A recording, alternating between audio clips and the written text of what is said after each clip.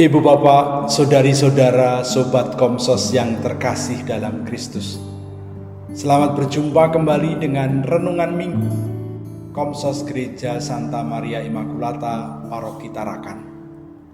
Hari ini kita memasuki Minggu Biasa yang ke-33. Bacaan Injil yang akan kita renungkan diambil dari Injil Markus bab 13 ayat 24 sampai dengan 32. Kutipan ini berbicara mengenai khotbah Yesus tentang akhir zaman. Yesus menggambarkan bahwa pada akhir zaman akan ada kekacauan mendahului. Akan ada perhentian dari berbagai macam tanda alam yang membuat bumi berhenti. Nampaknya tanda-tanda kekacauan itu mau digarisbawahi oleh Markus sebagai saat di mana yang lama telah berlalu, yang lama akan diganti dengan yang baru. Maka setelah kekacauan itu terjadi, tampak di awan Anak Manusia. Istilah atau gelar Anak Manusia diambil dari kitab Daniel bab 7 ayat 13, di mana di sana dikatakan, tampak datang dengan awan-awan dari langit seorang seperti Anak Manusia. Datanglah ia kepada yang lanjut usianya, dan ia dibawa ke hadapannya, lalu diberikan kepadanya kekuasaan, kemuliaan, dan kekuasaan sebagai raja. Maka semua orang dari segala bangsa, suku bangsa, dan bahasa mengabdi kepadanya. Kekuasaannya ialah kekuasaan yang kekal, yang tidak akan lenyap, dan kerajaannya adalah kerajaan yang tidak akan pernah lenyap. Inilah gambaran Anak Manusia yang ditampilkan dalam kitab Daniel, dan oleh Markus gambaran itu ditemukan atau diterapkan pada pribadi Yesus. Anak Manusia ini gelar lainnya adalah Mesias. Namun bukan Mesias politik, melainkan Mesias rohani. Dialah raja yang akan memperbaharui kehidupan kemanusiaan. Kemanusiaan yang telah hancur, kemanusiaan yang telah menyeleweng, kemanusiaan yang telah dikacaukan oleh kekuatan-kekuatan kegelapan akan diperbaharui.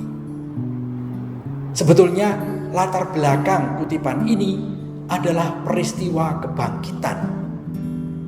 Pada saat kebangkitan itu, Yesus masuk ke dalam kemuliaan surga. Di sana Yesus akan menyiapkan tempat bagi orang-orang yang percaya kepadanya, bagi murid-muridnya. Oleh karena itu, mereka semua menunggu kedatangan Yesus yang kedua. Ketika tempat itu sudah siap, Yesus akan datang lagi dan membawa orang-orang yang percaya ke tempat yang sudah Dia siapkan. Nah, orang-orang atau generasi muda gereja pada waktu itu, atau generasi kedua gereja pada waktu itu, mereka lebih mengharapkan dan lebih tertarik dengan kedatangan Yesus yang kedua. Kedatangan Yesus yang kedua inilah yang merupakan datangnya zaman baru, datangnya kehidupan baru. Dalam Injilnya, Markus mengawali karya pewartaan Yesus dengan warta kedatangan kerajaan surga, di mana orang diajak untuk bertobat. Bertobat berarti memperluas cakrawala hidup. Bertobat bukan hanya berarti menyesali dosa, tetapi mengubah cara pandang lama dengan cara pandang yang baru. Kekacauan yang disebabkan oleh dosa-dosa lama, yang menyebabkan kelumpuhan, kebutaan, ketidakberdayaan, dan berbagai macam penyakit, di dalam kerajaan surga sudah dibenahi oleh Yesus dan sudah diperbaharui oleh Yesus. Maka setiap orang yang mengikuti Yesus, yang berjalan bersama Yesus, yang mendengarkan pengajaran-pengajaran Yesus, dan yang menjalankan nilai-nilai yang ditanamkan Yesus, orang ini akan menjadi manusia baru. Yesus yang memperbaharui hidupnya, Yesus yang mengubah hidupnya. Oleh karena itu, kalau kita perhatikan kutipan yang tadi kita renungkan, Yesus ingin menyatakan bahwa manusia adalah yang dikasihi Allah dan yang diciptakan kembali oleh Allah dengan kehadiran Yesus sebagai peristiwa penyelamatan.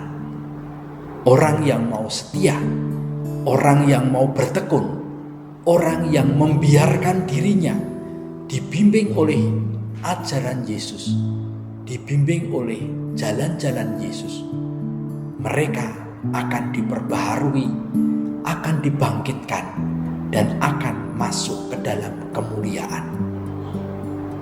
Digarisbawahi pada akhir kutipan bahwa kapan itu akan terjadi, tidak ada yang tahu selain Allah Bapa sendiri. Kita semua hanya diminta supaya semakin membuka hati kita kepada kehadiran Yesus yang membawa kita kepada jalan-jalan hidup yang baru. Yang lama harus ditinggalkan supaya kita memasuki pembaharuan bersama dengannya. Semoga kita selalu siap diperbaharui oleh jalan-jalan Yesus. Kemuliaan kepada Bapa dan Putra dan Roh Kudus, seperti pada permulaan, sekarang, selalu, dan sepanjang segala abad. Amin.